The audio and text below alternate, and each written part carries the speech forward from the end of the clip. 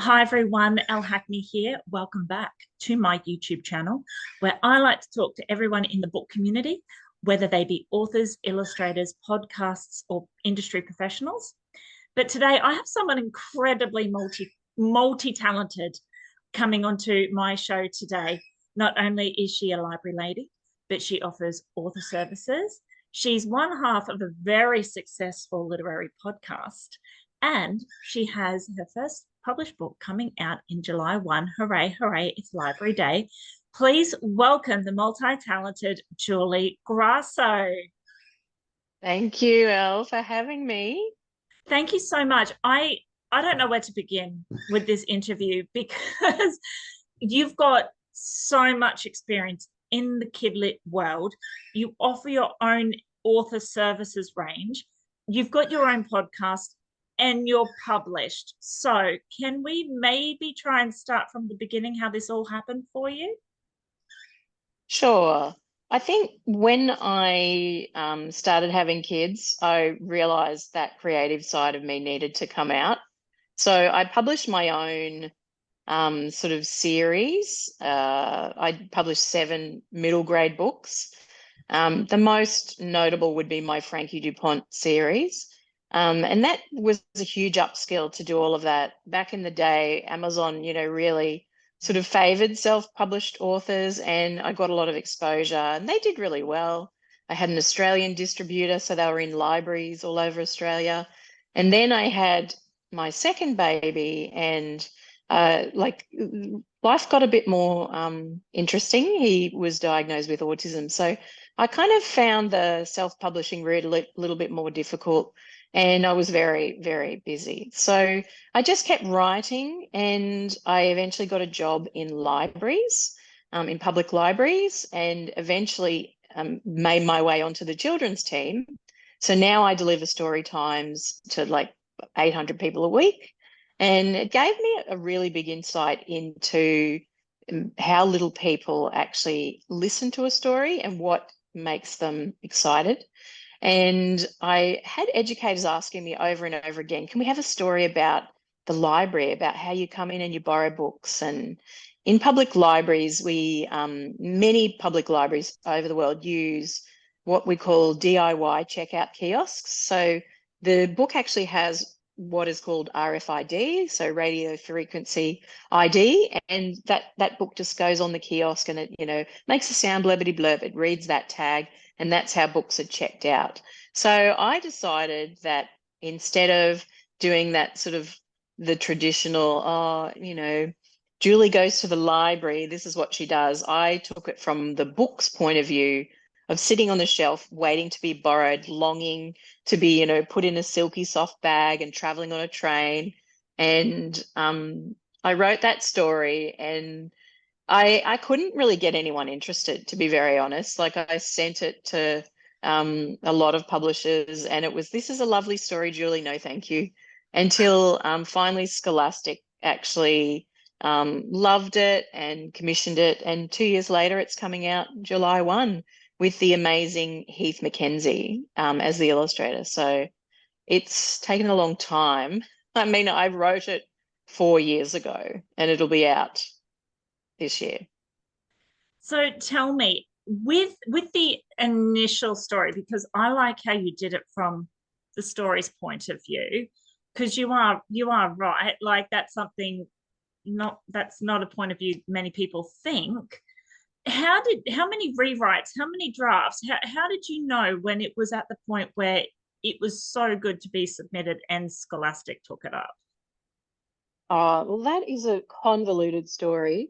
So I wrote the first draft, and a couple of my buddies in the kidlit world read it and said, it's really nice, but like the book doesn't really go on an adventure. So I had the book basically just wanting to be borrowed and finally, getting borrowed and then coming back on the shelf. And my buddy said, why wouldn't the book go on an adventure? So I was like, oh, you're so right. So I rewrote it to have the book basically, go on an adventure, go on a train, go to a house, be splattered by spaghetti by the toddler in the house, finally get read and then come back on the shelf on the train. And it was a lot more full circle. So I'd say there would have been maybe 20 drafts before I considered sending it on. And then I did send it on to some publishers that said, this is really good. One particularly wanted me to completely rewrite the story. And I kind of started to do that. And I did rewrite the story. And I removed things like the DIY checkout kiosk, the RFID, and I made it what I felt was a really bland story. And they eventually rejected it anyway. And I was like, you know what? That wasn't my story anymore.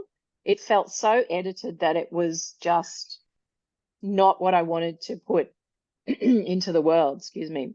I reverted back to a draft that was maybe 5 drafts earlier, and I sent that to Scholastic, and that was the one that was picked up. Now, in saying that, it did get edited again, obviously, with Scholastic, and it originally was a 32-page book, and they said we want to put it out as a 24-page book. So it needed to, come back into being 24 pages. And there were a few sort of areas where the editor felt like it wasn't adventurous enough, like it needed to be, the adventure needed to happen sooner. So I ended up editing that many more times. And then I found like that sweet spot, and we agreed, and it's sort of ready to go. So yeah, it goes on and on and on, the editing, in other words. Julie, that's very exciting that you broke in with Scholastic. Did you have an agent helping you? I didn't have an agent. I broke in through one of those conferences where you actually, get an opportunity to be in front of an editor. So yeah, that's the way I did it. Excellent. Now, I have to ask, because I'm self-published and you started as self-published. Do you feel doing 7 books, like that's such an achievement, like that's something to be proud of in itself? But do you feel like writing them, getting them edited, stocking them, selling them, promoting them, getting them into libraries, do you feel that you're one step ahead because you're showing publishers, hey, I kind of know how to do this? Do you feel that's a benefit? I really couldn't tell you, to be honest. I've often wondered whether my self-published journey was a hindrance or whether it was something that would be desirable. I really couldn't tell you, to be very honest. I mean, this is my first traditionally published book. I do think it definitely gave me an industry presence, if you know what I mean. Like, I don't really know what they think of my self-published books, and I don't care, because I feel they are very successful, and I know that kids and grown-ups have enjoyed it. So it doesn't matter to me what people actually think about my self-published journey. I think it gave me a presence in the industry, and also piggybacking on that, I started Middle Grade Mavens, the podcast, because I had been so enmeshed in middle grade that I felt like I had something to say, and it steamrolled from there. We basically have people throwing their books at us to give our opinion, and that's because I've been so in the industry for so long now. Reading people's books, I know what works and what doesn't work. So No, that's fantastic information. There's so much to your story, Julie. It's hard to stop on just one topic. Tell me about this podcast, because it's one of the highest rated podcasts. Everyone knows Middle Grade Mavens. How did you get it to where it is now? we basically just started. We started, Pamela Eukerman and I just started talking to each other, and then we put it on a podcast, and we used Anchor, a podcast app. So it's a modular podcast app that you do on your phone. You basically just drop in the segments. We recorded it on Zoom, and we just started getting publicists sending us emails saying, could you please read our book? Could you please review our book? And we ended up saying, yeah, okay, we will. And it got to the point where we had so many books that we just couldn't do them all. And we put out episodes maybe fortnightly at the beginning. And then we went to monthly eventually because it just became an animal of itself. And yeah, we got a lot of listeners, a lot of following. And it became, something that we just loved doing. Pamela and I are still like the best of friends. We talk to each other every day. We've actually paused the podcast this year and last year, just due to workload and family life. But I mean, there's 105 episodes there for people to have a listen to. And I didn't sort of stop completely. I have been basically, I sort of switched to doing things on Instagram that are more visual medium than an audio medium. And I now just show books on Instagram and do very quick vignettes, sort of reviews. So it hasn't died. It's just got a new face, I guess.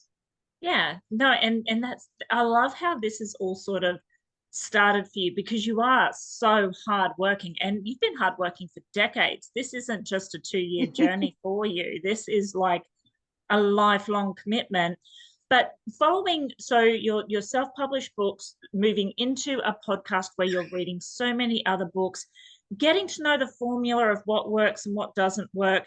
At what point did you feel you would then offer author services? Because I've used your author Yeah, services, and you they're have. You 5 stars. have. You've heard it first, 5 stars for Julie Grasso's author services. How and when did you feel you were going to start that up? Yeah, I mean, we'd ran the podcast for about 4 years, and I got to the point where I had read so many pitches, and I've been on the Kidlet Vic board for a little while, organizing committee, and I've done lots of Zooms listening to pitches and sort of hearing what worked, what didn't work. Yeah, I've been at this for a while, and I just sort of thought, I think I've got something to offer, something to share. I think I've got a knowledge of the industry. I certainly know a lot of what the publishers are looking for in the particular houses because I've interviewed nearly all of them. And I read books in my day job to young children. So I just sort of thought, I think I can help people with their story, with their how they're pitching it, and with their bio. And so I just put the services out there, and people started rolling in the door. So Yes, Julie, you've got so much to offer, especially with those decades of knowledge and talking to publishers directly. But one thing I do like about what you do is you actually read stories to children. So you're there, you're seeing their reaction, you're seeing how those eyes widen. So when you were younger, because I ask every author this who has a picture book coming out, what was your picture book memory from when you were younger? yeah, I loved John Brown Rose and the Midnight Cat. Probably the only book I really remember as a child. And that's an odd book because it's actually quite a sad book.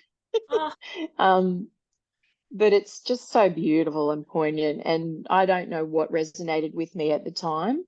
I maybe it was the illustrations. I actually think it was the story. Like it captured my heart, and I've never forgotten it. Um, yeah, those kinds of stories are read on the laps of parents, I guess. And I'm fairly certain my parents must have read that book to me many times because it sort of entered in my brain. And I found it in a like a thrift store many years ago now. We didn't have a copy. I didn't know why. You move houses and stuff. And I was just like, yeah, that is the quintessential book for me. So yeah, that was my childhood memory, I guess. do you feel that that sort of shows in your writing today, all that heart, all that feeling? And so does that ever sort of come up in your writing style Yeah. now? Yeah.